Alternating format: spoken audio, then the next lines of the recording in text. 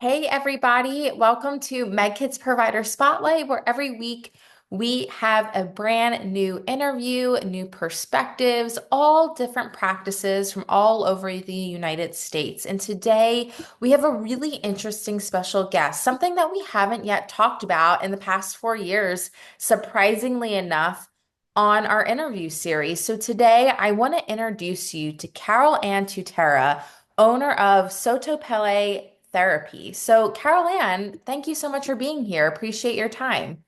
Thank you. I'm delighted to be here. Yeah, this is a very interesting subject, and I'm excited to dive in with you. But I think everyone always appreciates the origin story. Everyone has a unique story about how they got here, why they're doing this. So I would love to hear about your story behind and the motivation really behind opening up SottoPelle therapy. What is that for you? Oh, I have a great story. You would. Yeah, my late husband and I went from Kansas City to Rancho Mirage because he was developing a birthing center there. Mm. While he was doing that in 92, someone came up to him and said, "Hey, how'd you like to help put in a pellet?" And he said, "Sure, but what's a pellet?" He came to find out that this was the last piece of a bioidentical product that he could use for women. He learned that progesterone back in the late 70s, early 80s was great for women who were trying to save a pregnancy. Mm. So he stumbled upon this with the one doctor and just ran with it. He finally felt it was the missing piece to a puzzle Sure. that he'd been looking for. So he was very excited. 3 months after he was trained by this doctor, of how to use the pellets and how to dose, the doctor passed away while he was at his club enjoying his last drink. So Dr. T had all these patients. He had to figure out what to do. As he worked with them, within the year, he realized, wait a minute, y'all don't wear the same size shoe or dress, and why am I giving you all this dosing as the same? So he developed the individualized dosing for pellet therapy in the early 90s. And then in the late 90s, we started training physicians on how to do this because it was his mission truly to help as many patients as possible and to get them using the right methodology from all the physicians he was training. He wasn't in this for the money. That's never been the motivation here. Unlike some other groups out there that are training in it for money, I'm just going to train you and take all your money. No, we do it for the right reasons of helping patients. He really was so dedicated to his patients. Ew, he was just a love. People still talk about him to this day. He Yeah. sounds amazing and He so thoughtful too. Some people just go on what they've been taught and not question it, right? This is the way it's supposed to be, or it has always been. And I love how he took a step back and said, wait a minute. he This, did. He right? practiced medicine like nobody else does. He used common sense. And it's the common sense and the gift of God, I'm telling you, that he was so gracious and wonderful to his patients. You always felt like you were the only one in his universe when you talked to him. No matter how long you needed to be with him, he sat and listened to you. He was an excellent, excellent person. That is amazing. And I'd love to hear a little bit more of the ins and out of BHRT, hormone replacement therapy. How does it work? Well, this is a tiny little hormone pellet, like the size of a grain of rice, that gets slipped under the skin painlessly. The procedure usually takes less than 5 minutes, but you're in with the doctor 15, up to 15 minutes, maybe 30 if you need it. It is the one product that is truly bioidentical to what the body used to produce. So if this is what your chemical makeup is, we're going to give it back to you exactly like that. Other products out there look like this. They're not bioidentical. They do not match what the body used to produce. So physiologically, you're going back to how you were and felt in your 30s, because that's when we're seeing people now really losing their hormones. It's because of the foods are so processed, it's our environment anymore. It's the fact that we're so stressed that we're losing our hormones sooner and sooner. Both men and women are realizing that come their 40s now, they're in bad shape. Yep, 100%. I And think you can't fix anything until you've actually fixed the insides. I don't care how many manicures, facials, Botox, hair items you do. If you don't feel good in here, the car's not going to run. I agree. Yeah, if you don't address some of the baseline issues, you're just slapping band-aids on top of everything. That's That's correct. You sure are. That's his first book because so many women are told you just have to live with it. You'll get through it. It's not a big deal. Sure, you try living with this. But he Yep. wrote a book entitled it, You Don't Have to Live with It. Very basic primer about all of the hormones and how the pellets work. It's a wonderful little book he produced back in the 90s. It truly is great. That is amazing. Now, I would love to know what is less commonly known about how hormone replacement therapy can help people. Like you said, people are told to just live with it, but what about other folks? How does this help other people? Maybe not in the obvious ways, but what else have you seen it improve? I've seen people's lives change dramatically. I've seen the facial structure change. When I first started, I was early 40s because my testosterone was like that of a 70-year-old woman. I'm hitting 70 this year, so Mhm. that was a big problem back then. Yeah. Um, I couldn't think. I couldn't remember where I put things. I was irritable, grouchy. I was exercising. I couldn't release the weight. And I found out that my testosterone was so low and my estradiol was like nowhere to be found, was Mhm. hiding in the back closet, that I needed help. I needed the hormones. So it gave me the energy I was missing. I wasn't falling asleep at 4 or 5 in the afternoon. I wasn't grouchy and irritable. I didn't want to have to just live with menopause or perimenopause. Yep. I'm dealing with it by putting the hormones back in my body that my body used to produce. It's a Mm. great thing. Yeah, it seems like it really helps not only, of the physical side of it, the mental side of it. Have you seen other people that are maybe athletes, or does it help people with maybe traumatic brain injuries or things like that? I mean, I know that's far-fetched, but maybe. We have Jim McMahon, who was the quarterback for the Chicago Bears. Yeah. Before Jim McMahon got on the pellets, he was having trouble moving. Mm. He didn't have the energy. He didn't have the excitement. He was having issues getting around airports because he couldn't remember, which one is my next flight if it was a connector. As soon as he was on the hormones, life turned around completely. Completely. We've treated a lot of traumatic brain injury people because of the testosterone feeding the brain. Hmm. Um, we've also helped many with Parkinson's. With the pellets, gives them the energy to be able to move. They need to be able to move because it's helpful for the body.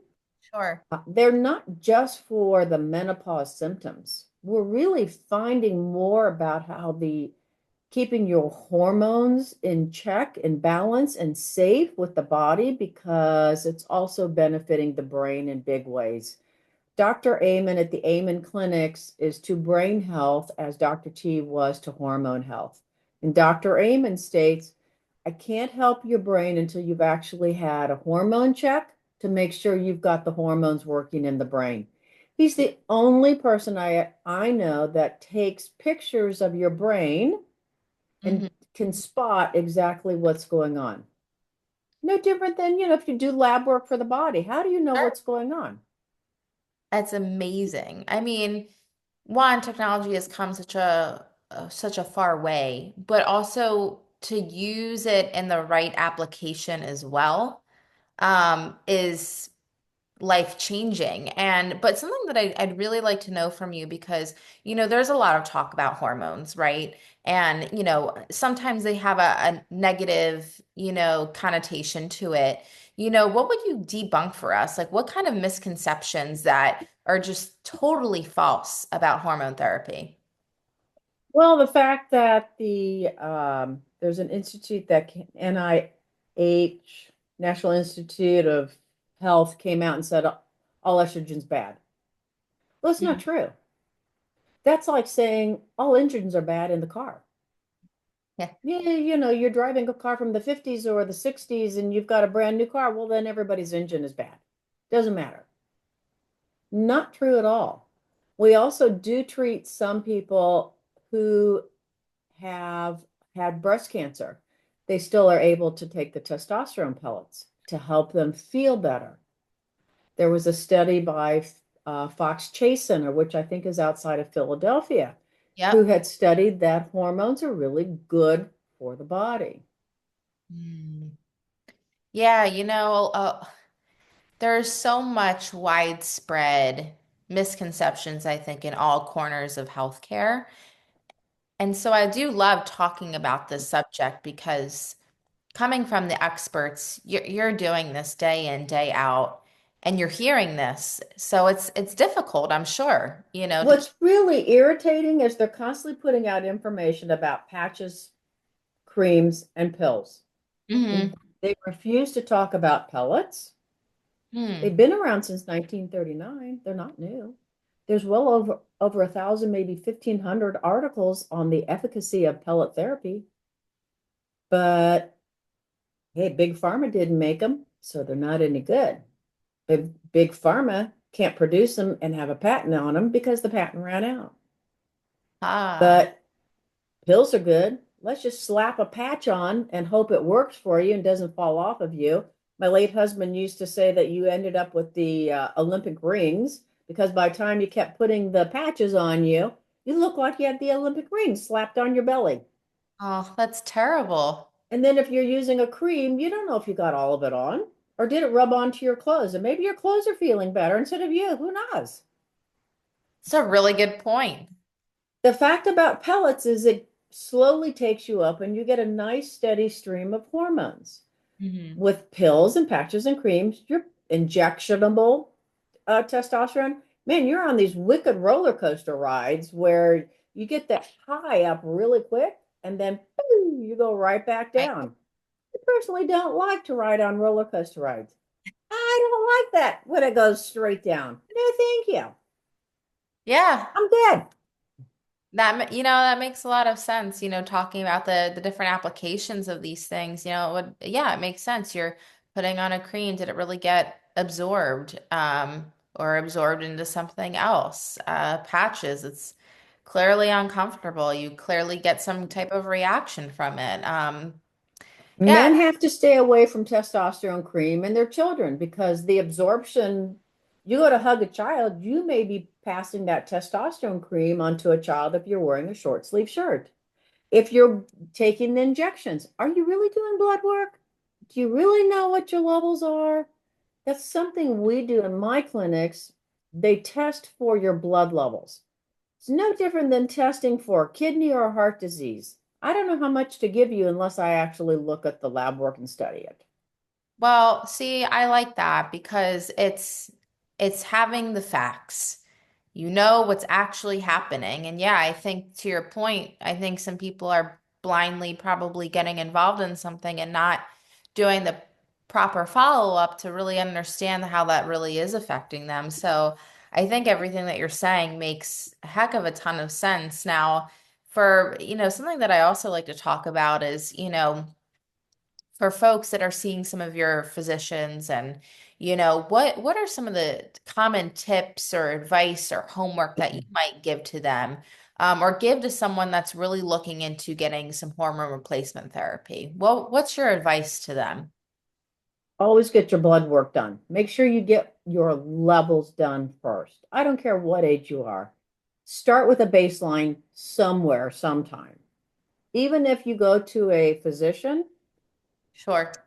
at least you've started somewhere because we do change year to year. The body is constantly changing. Day to day, it changes. So I tell everyone, just get a baseline. I also tell them, please make sure you've gone to a provider who actually knows how to treat you with hormones because there are so many out there who went to a class online. Our friend Google got them trained.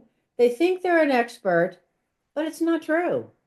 Also, the lab work levels are not where they really should be. There are so many doctors now learning that the lab companies haven't changed what our lab levels are supposed to be from the 70s. So Mhm. we're looking at old lab information. Yep. We train our physicians actually how to read it and what's appropriate for each person.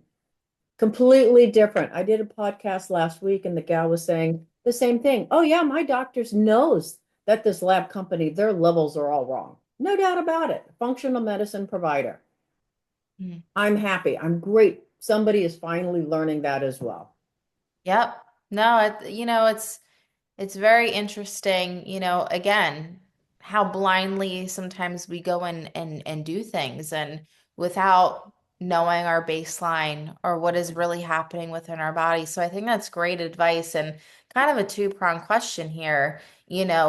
Because of your background and the company that you and your late husband have built together, you know, and the nature of the people that follow us, other private practice owners, is there some kind of pro tip, some CarolAnn pro tip that you would give to other providers, whether they're just starting their practice or maybe they're far along in their journey, but what has been really helpful or has really made you guys successful that you're like, every provider should be doing this or should look into this, or whether it's about your journey, the patient's journey, whatever that might be. I'd love a CarolAnn pro tip. I got lucky. I was the woman behind the man. Hmm. I saw a need for this to get out to everybody. My entrepreneurial skills kicked in, and I just started a company that went from an infant to a rowdy teenager in a short amount of time, and just went crazy with people wanting to know how to be trained. Yep. I also believe you should stay in your own lane. Yep. No doubt about it. If you're a plastic surgeon, stay in your lane. Yep, I agree with that. I think so many times maybe it's even for, a good reason or a good thought or a good intention where you might want to expand some things, but that's not what you're really amazing at. But it's out of a good intention, but you'd be best serving people if you did exactly what you're amazing at and focus in on that one thing. Absolutely. I learned that lesson a long time ago when I worked in my father's retail stores. You've Hmm. got to find your niche and what you're good at. Yep, 100% agree. CarolAnn, this And has been awesome. And keep thank going. you. Yeah, this has been great. I mean, the information that you were able to provide to us today, and I think there's a lot of people asking, these questions that you no doubt answered for them, things that they've heard on the internet, Google, powerful tool, but also, again, you can't always believe everything that you see online, right? So, Well, Google is not your friend sometimes. yeah. Don't play doctor with Google. You'll always lose. Also, great pro tip. Great pro tip. But we'd love to have you on again. This was fantastic. Thank you for your time. And before we leave off today, the one thing I'd love for you to tell everyone here is how can they reach out to you or to your providers if they have some additional questions? I will spell the website. It's sottopelletherapy.com. SOTTO, P as in Peter, ELLE, therapy.com. We have a list of all of our providers under Find a Provider. And here's a little tip for you. Sotopelli means under the skin, which is where the hormone goes. Amazing. Perfect way to leave off today. And again, thank you so much for your time. Thank you.